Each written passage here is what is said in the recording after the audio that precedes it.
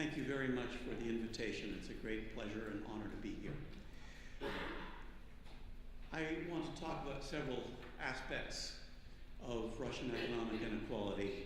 First, I want to assess how large it is, certainly in comparative perspective. I want to make the point that inequality and poverty have to be analyzed separately. I want to discuss some of the theories explaining the rise of inequality in Russia and in other countries. I want to examine specifically the cross-regional aspect of inequality, which Natalia has also addressed. And then I want to think about longer-term effects and causes of inequality. So let me first suggest that Russian inequality is indeed high, and by, I think, the appropriate measures, it is not in fact declining. There are measures based on the Russian longitudinal monitoring survey, some of which have suggested that Russian inequality has declined. That's actually not accurate. Better measures are provided by Russia's statistical service. I'll also mention the inequality in the distribution of wealth in Russia.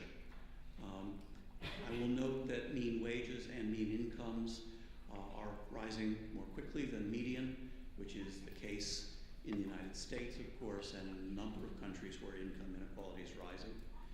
I will note that economic growth in Russia tends to increase inequality. Recessions tend to reduce it. I will note a phenomenon similar to that we observe in the US, but other countries as well, that earnings at the very highest strata rise most quickly when average earnings begin recovering. That Russia's concentration of wealth is the highest in the world, and that Russia, like the United States and China, stands out for its level of inequality among peer countries. So taking that last point, you'll note that among OECD countries, only Portugal stands higher than the United States in the overall level of inequality.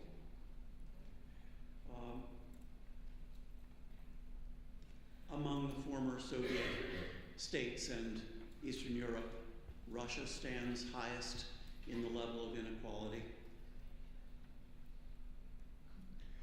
In East Asia, China is the highest in the level of inequality. What is it that these three countries have in common? I won't try to offer a comprehensive explanation, but all three are extremely large and highly heterogeneous. Large countries tend to have higher inequality. However, I believe that there are political factors associated with the rise in inequality as well. If we look at the BRICS countries, Russia and China do not stand out. South Africa is by far the highest of those five. Brazil, which has had declining inequality, as has indeed much of Latin America, is much higher than either China or Russia. And India, the lowest in inequality among the BRICS group. It's in the inequality in the distribution of wealth where Russia leads the world. These are the figures that you may have seen produced by the Credit Suisse Bank Wealth Report. They do it each year. They have a research staff that tries to calculate, based on public sources, the holdings of capital assets as much as they can get their hands on. You will note that over time, there's been a steady increase in the concentration of wealth. This is the top decile. And you'll notice that in the holdings of wealth at the very top, the concentration of over 70% of all wealth in the top 1% of wealth holders makes Russia, as the Credit Suisse Wealth Report says, in a class by itself. It has risen in Russia as it has risen in the US and in China. This is the concentration of wealth, which we have to distinguish from income.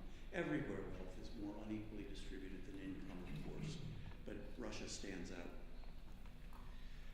I want to make the point that inequality and poverty are sometimes very loosely put in the same basket. They should not be. They can, in fact, move separately.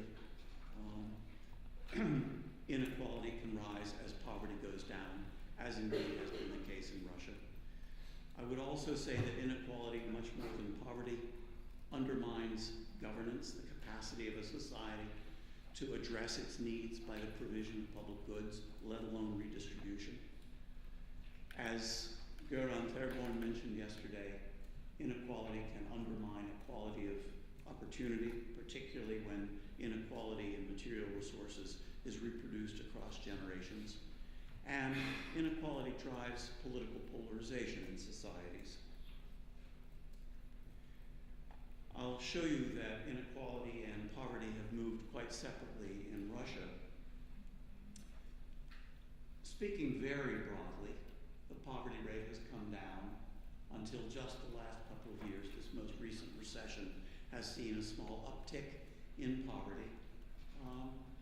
The decile ratio, that is the ratio of the 90th percentile to the 10th, what in Russian statistical sources is called the fundovый коэффициент, or the 90-10 ratio, which I think is in many ways a more telling indicator of inequality than Gini indexes, because Gini indexes, as an artifact of the way they are calculated, tend to understate the contribution of the distribution of incomes at the extremes to the overall aggregate measure of inequality. Decile index tends to overcome that deficiency in the Gini index. So I'm using here the decile index for my measure of inequality in Russia. It has tended to rise. It rose until roughly the 08-09 crash, and then consistent with this tendency for inequality to fall as incomes fall, as growth falls. It recovered a bit in that recovery from 2011 to about 2014, and now in the most recent recession, inequality has fallen as well, just as poverty has increased. The point here would be poverty fell at a time inequality rose. That's obviously because the incomes at the top were growing more rapidly than incomes at the bottom and in the middle. Meantime, as you can see, once we adjust for inflation, for the price index, I use, in my inflation-adjusted estimates of incomes and GDP, I always calculate it on the basis of the subsistence minimum, either by region or nationally. And so I tend to express incomes and GDP per capita as a multiple of the subsistence minimum. You'll see mean wages have tended to be rather constant, a slight downturn in the last recession. Mean incomes track mean wages very closely. Incomes and wages in Russia are very closely linked in their distribution, as is the case in the US, as is the case in China, because these are three countries with very meager redistributive effects of their tax and transfer systems. And you'll see that the mean pension has never really caught up to inflation. No matter how often the pension rates are increased, inflation invariably eats up the gains. Region by region, the correlation matrix is quite striking. Income and poverty are almost perfectly negatively correlated. These units here are the regions.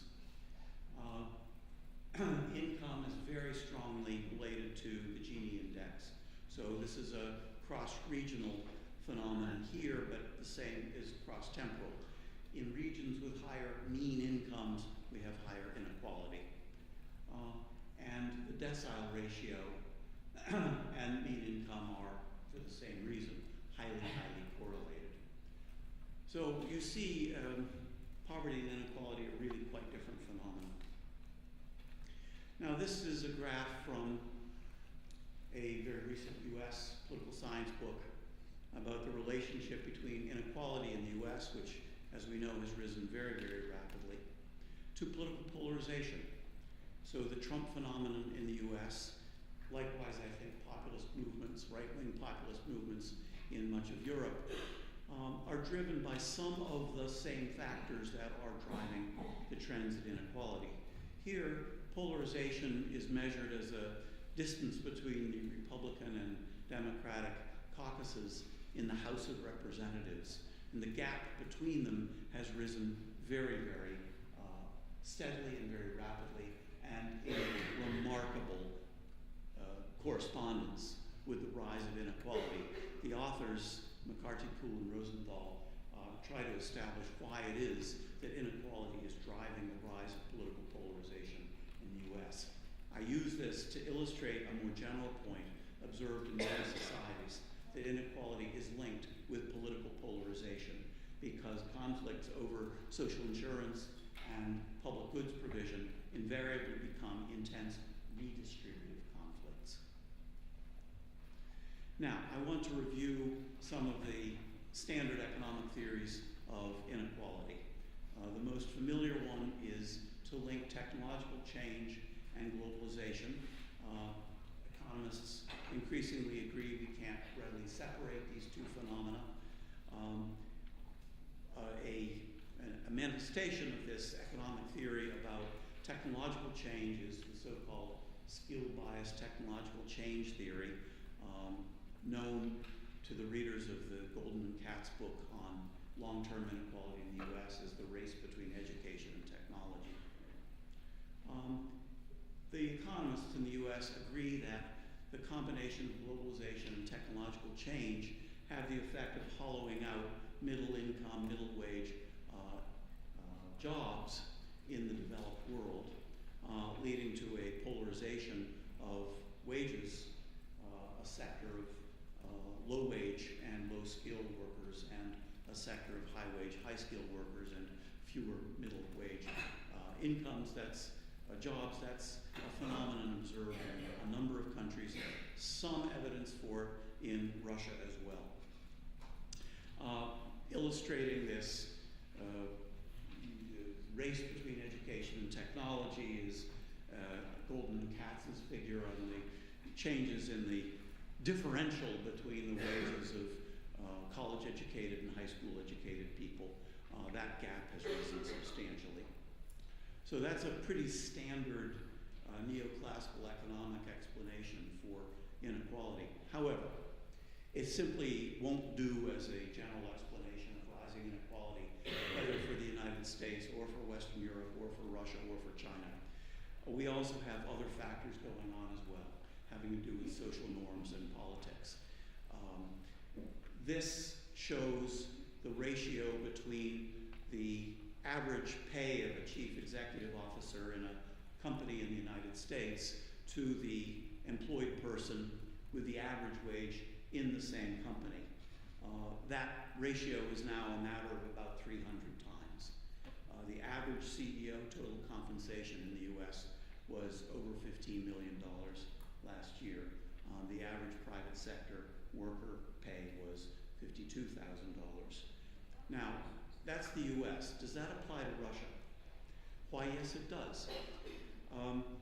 Taking figures on the average of the CEO pay of the top 50 companies, private, not Rosneft, not Gazprom, but the top private 50 companies in Russia, and taking the pay of the CEO as a multiple of the pay of a number of people in other occupations in Russia. The multiple, the ratio, is well over 800 times, close to 1,000 times for a worker in agriculture in Russia. Looking at the third person down, the skilled worker in a Urals metalworking factory, starting out, that ratio is 800 times. So that gap, as high as it is in the US, and as much a matter of discussion as it is in the US, is vastly, vastly greater in Russia. This can't be accounted for by economic theories of skill-biased technological change. Now, I want to move to another theory in the economics literature, the Thomas Piketty theory about capital, the famous R exceeds G theory, where R is the rate of growth, or the rate of return on capital, and G is the rate of growth of the economy, And Piketty demonstrates that over long periods of time, the return on capital can exceed the rate of growth of the economy. You wonder, how does that happen? But it's the same question, how does a bumblebee fly? At some point, presumably, this crashes. But he shows that over extended periods of time, you can have that higher rate of the return on capital than economic growth. I'll skip over the next two crucial equations in his book to conclude that he argues that if economic growth rates fall as they are falling worldwide in an era of secular economic slow growth, and as population declines, as it is doing in many countries, so he says wealth inequality will grow, and therefore the share of capital income in national income will increase. So for him, the critical ratio is capital income versus wage income. Neoclassical economics held for a long time that ratio would be constant. It turns out it's not constant at all. But it doesn't apply for Russia.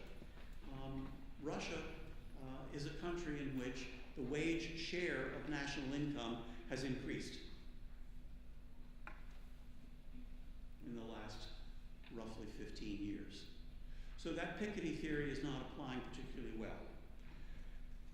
A theory that I think is a more successful account of inequality in Russia and in the United States and in China is one associated with Joseph Stiglitz, which has to do with the capacity to extract rents by people who are close to the state, where thanks to the protection of streams of income, the wealthy can capitalize their income, not from wealth, as in Piketty, but from the ability to preserve political relationships that maintain legal restrictions on the flow of incomes.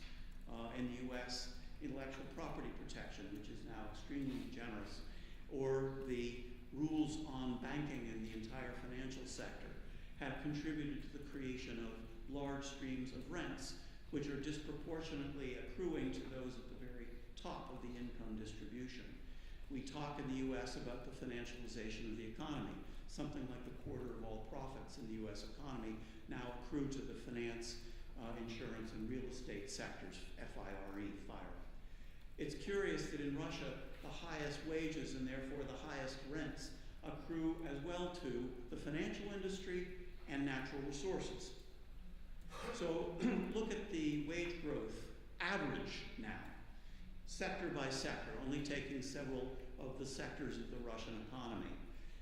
Notice how closely the financial and oil and gas extraction sectors correspond to one another in the growth in the wage stream compared with state administration, which we've seen under Putin a little cap in the last couple of years. As under Putin there's been a freeze on the increase in the wages in the state sector. Nonetheless, that's a sector which has done awfully well compared with average income, and this would include a lot of the manufacturing sector in Russia, let alone these traditionally lower paid sectors such as education and hospitality, where the increases in wages have been lower. Please remember, these are averages, average earnings, and the income is distributed, the wage income is distributed very unequally within those sectors. So I also want to comment on the cross-regional aspect of this, echoing what Natalia Zubrievich was telling us. We do have a widening gap in incomes over time as measured by the interquartile ratio. That's the middle 50% of all regional units. We see rich regions getting richer at a faster rate than poor regions, even after accounting for the much higher prices in rich regions. We see that the rich regions include those with high mineral extraction rents. And the theory that's popular in neoclassical economics that there will be a long-term trend towards convergence does not, in my opinion, apply in Russia. I would call your attention to the spread the interquartile ratio, the spread in the middle 50% of regions, leaving aside the outliers, such as Moscow or Tunin, or the extremely poor ones like Ingushetia or Tula. The middle is widening in the gaps. These are incomes, not GDP, adjusted for regional subsistence minimum. So these are inflation adjusted to the regional price structure. You see a general trend for the richer regions to grow faster and the poorer regions to trend downward. Now, is social policy redistributive? Barely. Some aspects of social policy are, in fact, regressive.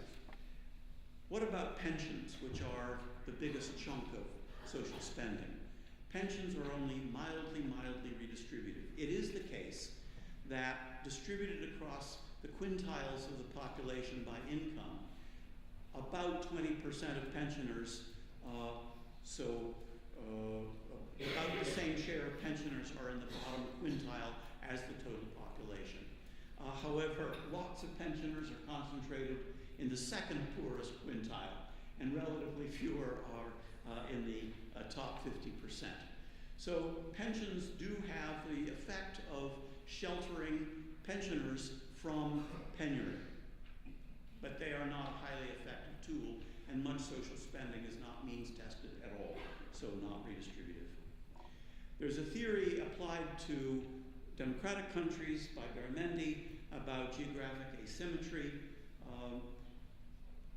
where this simply put, the theory is that richer regions, whether that be rich regions within Germany or rich countries within the EU or rich states within the United States, tend to prefer to redistribute across states than to have a highly centralized redistributive tax and spending or social insurance system. So it may help us explain why some of the elements, most of the elements in the Russian bureaucracy, government, the labor ministry, the United Russia Party, have resisted the call for a progressive income tax. You know Russia's income tax is a flat 13%. The revenues go to the regions, so it is not an instrument of redistribution.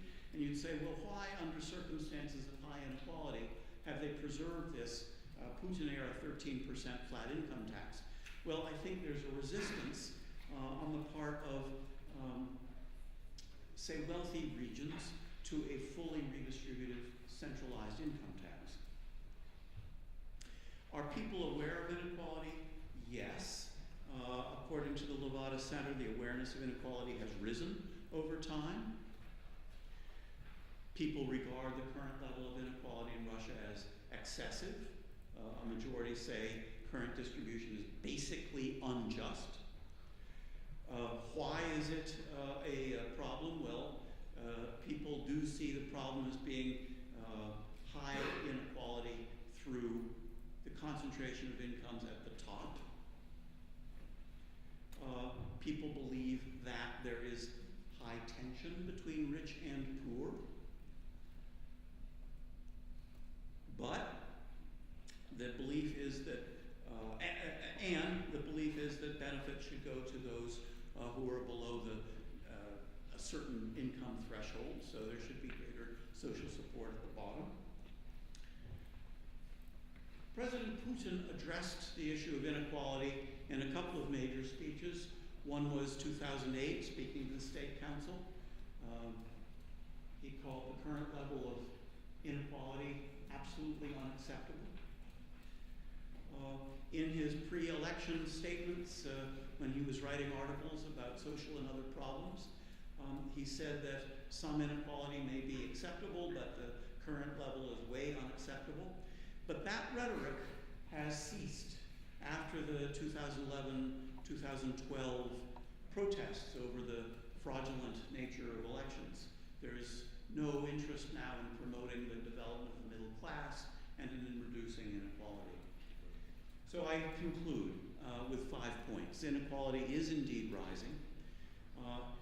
It reflects very heavily the opportunity to extract rents especially in government administration, finance, and oil and gas. This inequality increase, any more than in the US, cannot be explained by normal economic theories of skill bias, technological change, or globalization. Inequality in Russia, unlike that in the US, but much more like that in China, has very strong cross-regional aspects and equally strong cross-sectoral aspects, and these, of course, overlap. And finally, the political institutions of Russia, which lack either electoral competition or corporatist bargaining between labor and capital, the political institutions mitigate against any kind of consensus over the sharing of the risks and rewards of economics.